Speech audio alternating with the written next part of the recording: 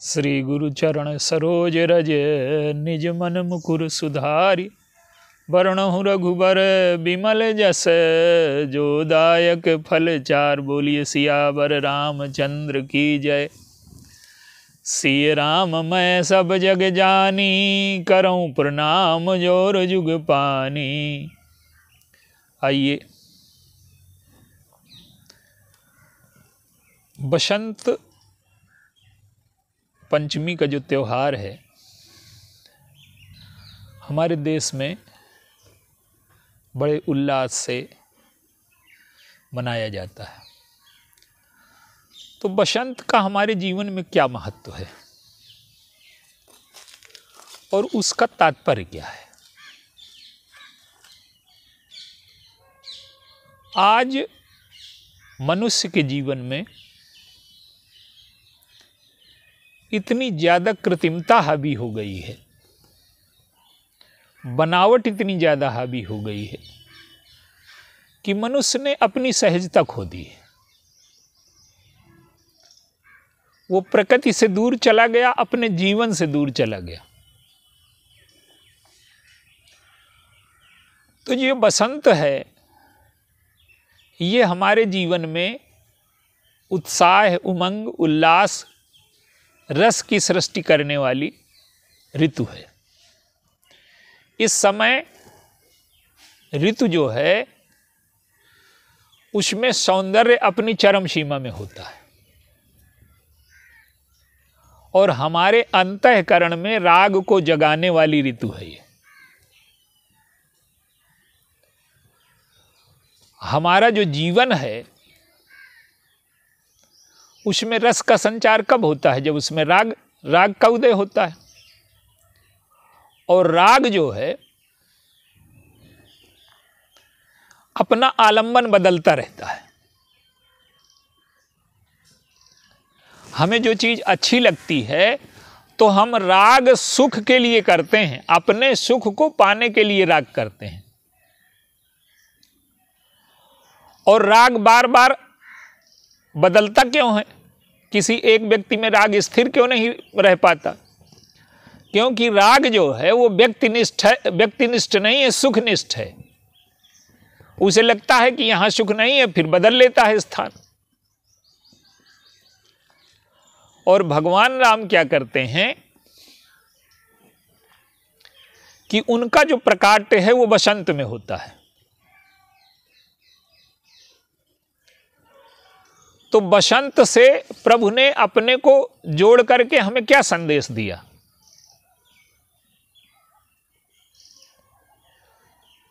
राग व्यक्ति को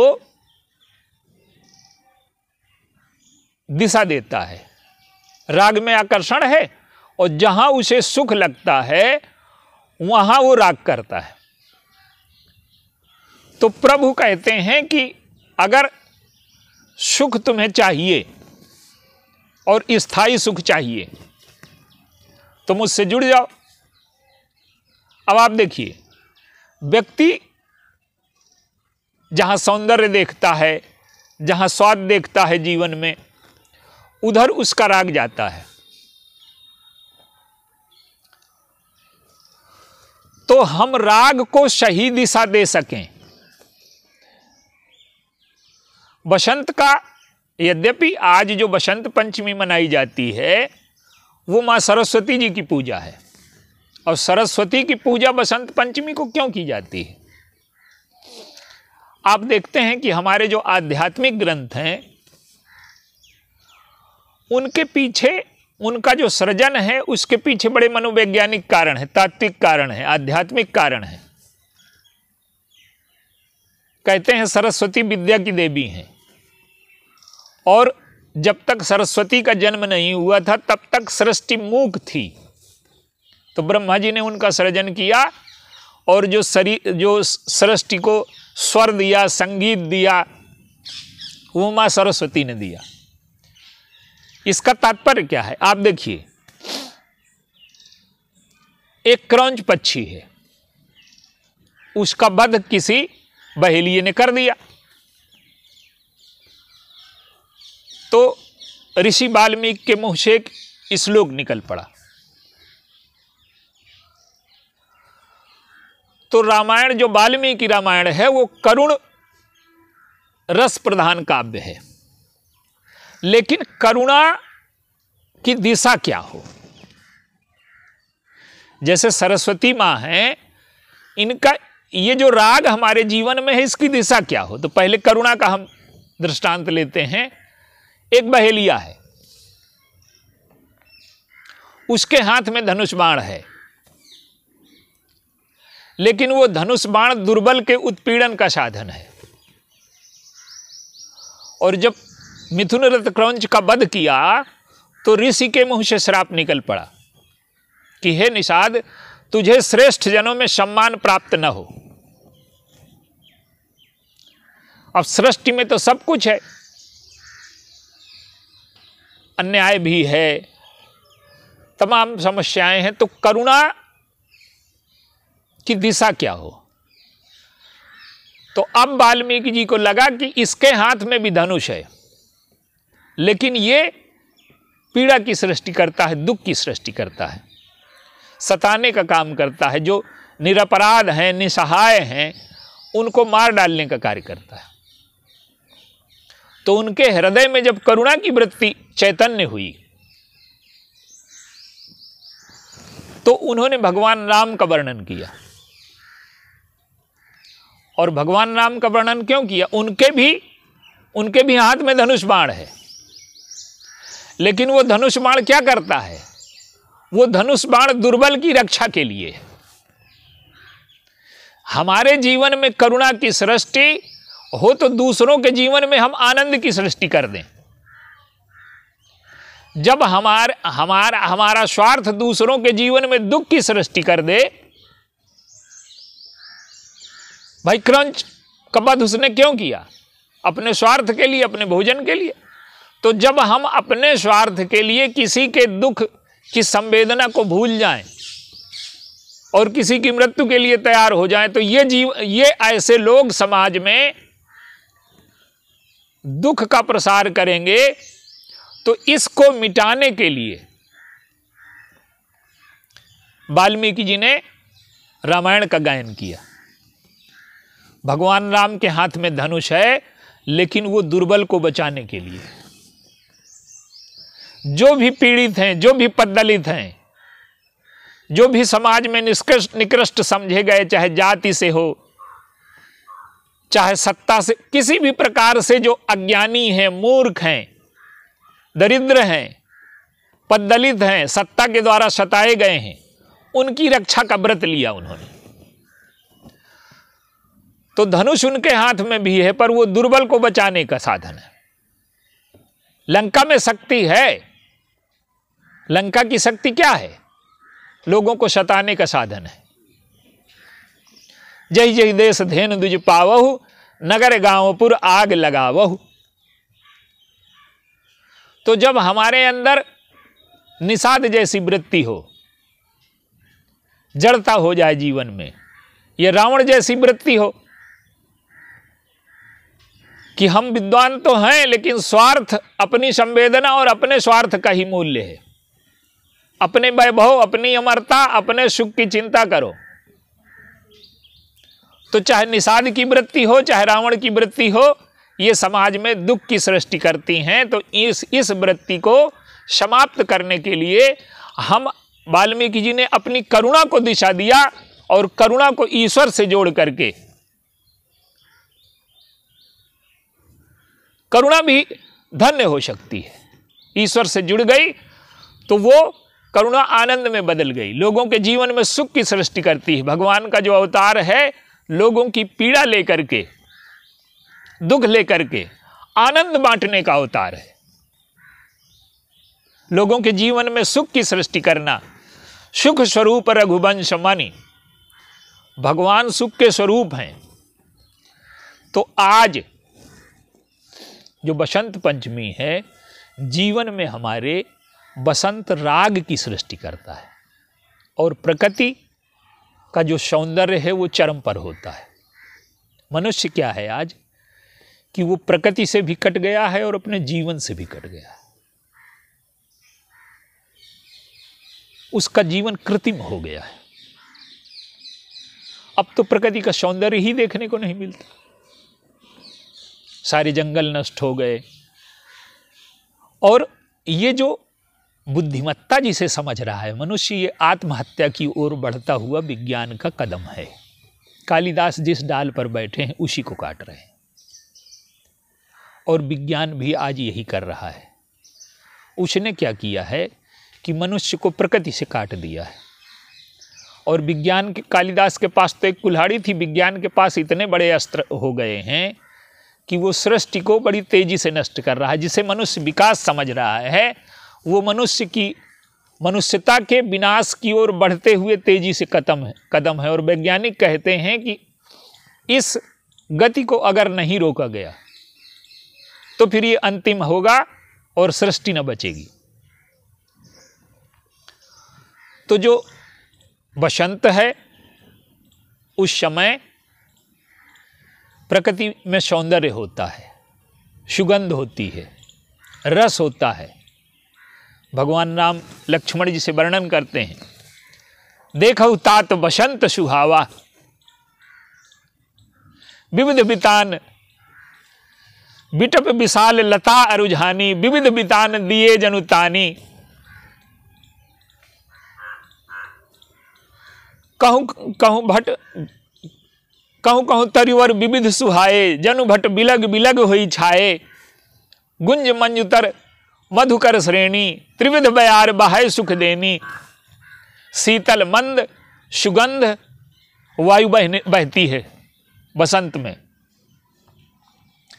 नदियों का जल स्वच्छ हो जाता है, प्रकृति का सौंदर्य चरम पर होता है।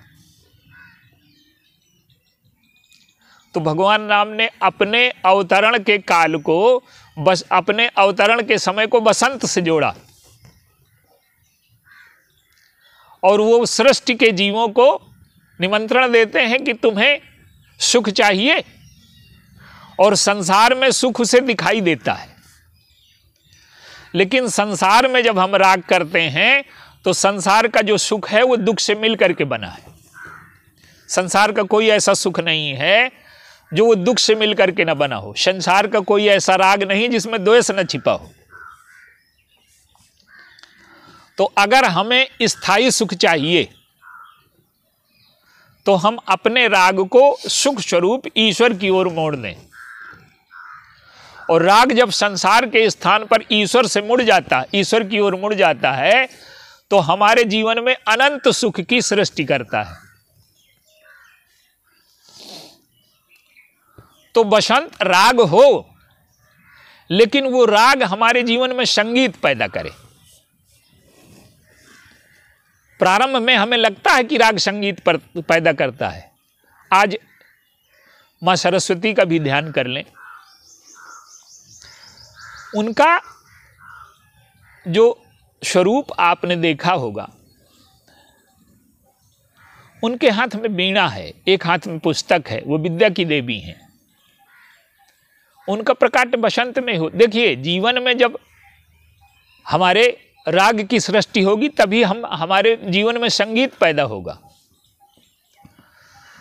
तो हम राग को विद्या से जोड़ें, राग को ईश्वर से जोड़ें। वीणा बजाने का क्या तात्पर्य है कि हम जीवन ऐसा जिएं कि उसमें संगीत की मधुरता हो। हमारे जीवन में आज वीणा नहीं है, संगीत नहीं है। अभी हम लोगों ने देखा, अभी 50-100 वर्ष पहले आप देखिए हम लोगों के कितने त्यौहार होते थे, अंदर से उत्साह रहता था। साधन अवश्य कम थे, लेकिन लोगों के जीवन में संगीत था, लोगों के जीवन में रस था, लोगों के जीवन में आनंद था। आज हमारी जीवन वीणा बज नहीं रही सही से, उसमें संगीत नहीं है, उसमें करुणा है, उसमें तनाव है, उसमें दुख है, उसमें उदासी है। क्यों है कि हमने प्रकृति के साथ जीना छोड़ दिया और हमने जीवन से अपने को काट लिया। तो हम प्रकृति के साथ जीना शुरू करें, माने जो वीणा पाणी है विद्या की देवी हैं वो हमें ये बताती हैं कि आपके जीवन में जब राग हो तो उसे ज्ञान से जोड़िए। विद्या साया विमुक्त है, विद्या वो है जो मुक्ति की ओर ले जाए, और भगवान राम स्वयं साक्षात मुक्ति हैं। तो चाहे हम माँ सरस्वती की वंदना करें और अपने राग को ईश्वर की ओर मोड़ें। देखिए, वीणा पाणी के हाथ में एक वीणा है, एक पुस्तक है, एक स्फटिक मालिका है, और एक हाथ पर की मुद्रा में है। उनके शरीर पर श्वेत वस्त्र है, उनका वाहन हंस है। इसका तात्पर्य क्या है? हंस का अर्थ है कि विद्या उसे कहते हैं जो नीर और क्षीर को अलग कर सके। उनका जो वाहन है, जो विद्या को धारण करता है, हंस तो प्रतीक है। उसका अर्थ ये है कि जिसके जीवन में विद्या होगी वो नीर और क्षीर को अलग कर लेगा, नित्य और अनित्य के भेद को अलग कर लेगा। तो हमारा जो राग है वो अनित्य से न जुड़ करके नित्य से जुड़े। ये बसंत के प्रकाट्य में सरस्वती की वंदना का मूल अर्थ है, कि हमारा जो राग है वो अनित्य से जुड़ करके हमारे जीवन में दुख की सृष्टि करता है, और वही राग नित्य से जुड़ जाए तो विद्या नित्य अनित्य का जो भेद कर ले वो हंस है। और दूसरा, उनके हाथ में स्फटिक मालिका है। स्फटिक मालिका क्या है? स्मरण है प्रभु का। तो हमारे जीवन में ये जो राग है ये प्रभु के स्मरण से जुड़ जाए तो हमारा जो रस है स्थायी हो जाएगा। और उनके हाथ में एक पुस्तक है। पुस्तक ज्ञान प्राप्ति का साधन है। व्यवहारिक ज्ञान जो है वो पुस्तक से प्रकट होता है, और आध्यात्मिक ज्ञान स्फटिक मालिका जो है। तो ज्ञान के दो प्रकार हैं। एक बाहरी ज्ञान, जीवन चलाने के लिए जो ज्ञान होता है वो बाहरी होता है, उसको स्मृति कहते हैं। और जो वास्तविक ज्ञान होता है वो अनुभूति कहलाता है। तो पुस्तक व्यवहारिक ज्ञान का प्रतीक है, और उनके हाथ में जो माला है वो आध्यात्मिक ज्ञान, परमार्थ को प्रकट, पुस्तक व्यवहार को प्रकट करती है और माला उनकी परमार्थ को प्रकट करती है। और एक हाथ वरदान की मुद्रा में है। इसका क्या तात्पर्य है? कि हमारे जीवन की जो विद्या है, आज क्या हुआ है कि सरस्वती का जो वरदान वाला हाथ है वो गायब है। व्यक्ति अपनी विद्या का प्रयोग दूसरों के शोषण के लिए कर रहा है, अपने ज्ञान का प्रयोग स्वार्थ की पूर्ति के लिए, अहंकार की पूर्ति के लिए, तृष्णा की पूर्ति के लिए। और जब तक सरस्वती के हाथ का प्रयोग, हाथ का प्रयोग का अर्थ है कि जब तक हम अपने ज्ञान का, अपनी शक्ति का, अपने सामर्थ्य का उपयोग दूसरों को वरदान देने के लिए न करेंगे, दूसरों की सेवा के लिए न करेंगे। भगवान राम के जीवन में शक्ति है, सामर्थ्य है, ज्ञान है, लेकिन वो ज्ञान दूसरों को मूर्ख सिद्ध करने के लिए नहीं है। रावण के जीवन में ज्ञान है पर दूसरों को मूर्ख सिद्ध करने के लिए। रावण के जीवन में शक्ति है दूसरों को सताने के लिए। भगवान के जीवन में ज्ञान है दूसरों को विद्वान बनाने के लिए। उनके जीवन में शक्ति है दूसरों को दुख मुक्त करने के लिए। तो विद्या का सदुपयोग क्या है? हम प्रभु के अवतार से सीख सकते हैं। और जो बसंत है, बसंत के दो रूप होते हैं। एक तो सांसारिक राग है, ये बसंत का स्वरूप है कि हमारे मन में जो श्रृंगार, जो काम, ये भी आवश्यक है। ये ना हो तो सृष्टि का सृजन रुक जाएगा, लेकिन इसमें सौंदर्य बना रहे। हमारे जीवन जीने की पद्धति ऐसी थी कि उसमें सौंदर्य था। हमारे यहाँ विवाह होता था तो विवाह एक सामूहिक कार्य था, बड़ा गीत संगीत श्रृंगार सब कुछ था उसमें। आज कितनी कुरूपता आ गई है कि न माँ का ध्यान है न बाप का ध्यान है, सबको सारी मर्यादाएं नष्ट करके विवाह विकृत होता जा रहा है। तो हमारे जीवन में रस आए, श्रृंगार आए, लेकिन वो सौंदर्य के रूप में आए, रस के रूप में आए। और राग का जो चरम उद्देश्य है वो भगवान से प्रेम करना है। सृष्टि का सृजन हो, लेकिन हमारा जीवन तृप्त कब होगा, पूर्ण कब होगा? जब हम जीवन के दूसरे स्तर से जुड़ेंगे। पहला स्तर है कि हम प्रकृति से जुड़ें, और आज हम तो प्रकृति से दूर हो गए हैं। बसंत का तो स्वाद ही नहीं है अब लोगों को, और आंतरिक बसंत तो गायब है उसके जीवन से। और बसंत का जो चरम रूप है भगवान राम की लीला में, जब वन को जा रहे हैं लक्ष्मण जी, श्री सीता जी और भगवान राम, तो गोस्वामी जी बसंत के चरम रूप की ओर इंगित करते हैं। आगे राम लखन बन पाछे, तापस वेश विराजत काछे, उभय बीच से सोहती कैसे, ब्रह्म जीव बिच माया जैसे, बहुरी कहाओं जैसी छवि मन बसई, और जनु मधु मदन मध्य रति लसई।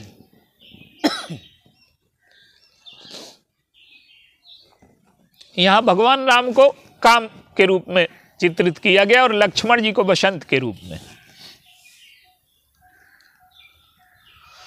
और लक्ष्मण जी के जीवन में जो राग है, सीता जी का हरण हो गया, और भगवान राम विरह में, वो तो लीला है, उनका हरण क्या होगा, वो तो अभिन्न है। गिरा रथ जल बीच सम कहियत भिन्न न भिन्न, बंदौ सीता राम पद जिनहि परम प्रिय खिन्न। लेकिन सांसारिक व्यवहार में लीला के लिए दिखाया कि विरह होने पर भगवान अपने को विरही रूप में प्रस्तुत करते हैं, और लक्ष्मण जी के सामने बसंत का वर्णन करते हैं। बड़े विस्तार से उन्होंने बसंत का वर्णन किया, और एक सूत्र उन्होंने हमारे जीवन को दिया जो हम बसंत से ले सकते हैं। क्या?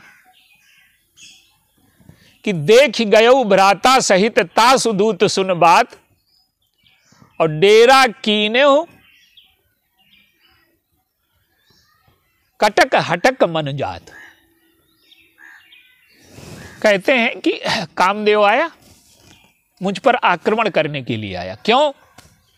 कि उसने देखा कि इनके साथ सीता जी नहीं है, तो आज मैं इन पर आक्रमण करके विजयी हो जाऊंगा। तो कामदेव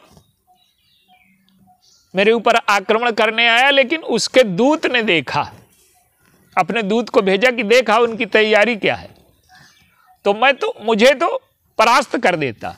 लेकिन उसके दूत ने जब बताया कि उनका छोटा भाई साथ में है। पूरी मानस में ये दूसरा प्रसंग है जहां प्रभु ने लक्ष्मण जी की प्रशंसा की है, लेकिन वो गुप्त है प्रशंसा। देखिए, राग की पराकाष्ठा में प्रभु व्याकुल हैं, और वो बता रहे हैं कि सीता जी के विरह में मेरी क्या दशा हो रही है। कामदेव मुझ पर आक्रमण करके मुझे विजयी बना लेता, मुझको बंदी बना लेता, लेकिन तुम साथ में हो, इसलिए डेरा उसने डाल दिया है। माने बसंत तो आ गया है, पर उसने डेरा डाल दिया है कि इन पर आक्रमण करने लायक नहीं, क्योंकि छोटा भाई साथ में है। और छोटे भाई के साथ होने का क्या तात्पर्य है? देखिए, भगवान राम सीता जी के विरह में व्याकुल प्रतीत हो रहे हैं। हे खग हे मृग मधुकर सेनी, तुम देखी सीता मृग नयनी। जो विरही की चरम अवस्था होती है वो प्रभु ने दिखाई। तो राग रस की सृष्टि भी करता है, और राग जीवन में ये वियोग की सृष्टि भी करता है, ये राग की ही अवस्था है ये। तो भगवान राम अपने को दुखी दिखा रहे हैं और वो कहते हैं कि तुम्हें देख करके मेरा मन शांत हो जाता है और कामदेव ने आक्रमण का विचार त्याग दिया। अब लक्ष्मण जी की प्रशंसा क्या है? देखिए, लक्ष्मण जी बसंत हैं और लक्ष्मण जी राग के ही प्रतीक हैं। लक्ष्मण जी को काम भी कहा गया, बसंत भी कहा गया। और सीता जी जब उनका परिचय देती हैं तो भी बसंत का ही संकेत है। वहां गांव की स्त्रियों ने पूछा कि ये कौन है, तो उन्होंने लक्ष्मण जी का परिचय क्या दिया? बोली मधुर बचन पिक बहनी। बसंत का परिचय तो कोयल देगी। तो लक्ष्मण जी बसंत हैं तो सीता जी को कोयल बताया। और जब भगवान राम का परिचय देने लगी तो परिचय बदल लिया गोस्वामी जी। बहुर बदन विधुअंचल ढांकी, पियतन चितय भौं करी बाकी, खंजन मंजू तिरी छे नयननी, और निज पति कहु तिनहि सिय सैननी। यहां खंजन कहते हैं जब भगवान राम का परिचय दे रही हैं, तो खंजन शरद ऋतु में आते हैं। तो भगवान राम का परिचय शरद ऋतु में के रूप में दिया गया और लक्ष्मण जी का परिचय बसंत ऋतु के रूप में दिया गया। तो लक्ष्मण जी के जीवन में जो राग है, लक्ष्मण जी की प्रशंसा क्यों कर रहे हैं भगवान राम? ये हम लोगों के लिए संदेश है बसंत ऋतु का। क्या? कि लक्ष्मण जी के जीवन में जो राग है वो सर्वथा भावेन भगवान के चरणों में है। आप देखिए, लक्ष्मण जी का विवाह हुआ और संसार में इतने बड़े समर्पण का, इतने मूक समर्पण का कोई दृष्टांत नहीं है जैसे उर्मिला जी हैं। उर्मिला जी का जो चरित्र है वो अद्वितीय चरित्र है सृष्टि में। उनकी महिमा का गायन नहीं हो सकता। अब देखिए, विवाह हुआ है, व्यवहारिक रूप से वो पत्नी है, लेकिन भगवान राम जब वन को जाने लगे तो लक्ष्मण जी उनके साथ जा रहे हैं। और लक्ष्मण जी जब साथ जा रहे हैं तो लक्ष्मण जी की दशा क्या है? राम बिलोक बंधु कर जोरे, देह गे सब तृण सब तोरे। लक्ष्मण जी के लिए देह और गेह सब तिनके के समान है। उनका लगाव केवल भगवान राम से है। अब वो माता जी के पास गए, माता जी से विदा मांग रहे हैं। माता जी ने उन्हें जैसा भी है शिक्षा, तुलसी प्रभु ही सिख देई, आये सुदीन पुनि आशीष दई। लक्ष्मण जी ने वहां से बहुत कुछ प्राप्त किया। अब चलने लगे तो उनके मन में अब आशंका है। क्या? कि कहीं उर्मिला जी ना आ जाएं और वो चरणों में प्रणाम करें कि मैं भी चलूंगी आपके साथ। तो अगर उर्मिला साथ में चलती हैं तो प्रभु की सेवा में बाधा पड़ेगी। और सेवक सेवा तो तभी कर सकता है जब उसका स्वामी एक ही हो। कई लोगों की जब सेवा करना हो तो वो सेवा नहीं कर पाता। तो अब उनके मन में आशंका है कि उर्मिला आ गई तो मैं कहूंगा क्या? तो गोस्वामी जी लिखते हैं कि मातु चरण सिरुनाए और तुरंत चले संकित हृदय, और बागुर विषम तुराई मनोह भाग मग्र भाग बश। वो शंकित हैं कि उर्मिला ना आ जाए, लेकिन उर्मिला जी को देखिए, उनके पति हैं, प्रियतम है और 14 साल के लिए बन जा रहे हैं। और एक पत्नी लक्ष्मण जी के अंतर हृदय को पढ़ लेती है। वो इतनी प्रीति है उनकी एक दूसरे से कि लक्ष्मण जी की प्रीति को उन्होंने पढ़ लिया कि मैं अगर जाऊंगी तो मेरे स्वामी के आंखों में मुझे देख करके संकोच आ जाएगा, और मेरे किसी कार्य से मेरे स्वामी को संकोच हो। मैं वो कार्य, अपने मन को उन्होंने रोक लिया कौन ऐसी पत्नी होगी जो पति को विदा करने न जाए? 14 वर्ष के लिए पति उसका बन जा रहा है। आज पत्नी होती तो कह देती कि नहीं, लेकिन उन्होंने कहा कि अगर हमारे स्वामी की इच्छा है तो उनको मुझे देख करके उनकी आंखों में संकोच न हो और मैं विदा करने भी न जाऊंगी। तो उर्मिला जी विदा करने भी नहीं गई उनको। और उन उर्मिला जी की, अब आप देखिए कितना ज्यादा एक दूसरे से प्रीति है, और वो उर्मिला जी की याद 14 वर्ष में लक्ष्मण जी एक बार भी नहीं करते, ऐसा कहीं नहीं लिखा।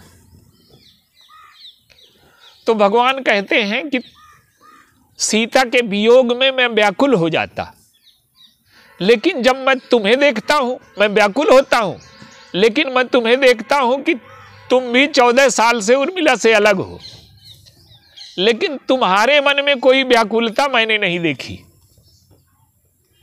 तो क्या तुम्हारे जैसे छोटे भाई के होते हुए मेरा ये आचरण उचित है?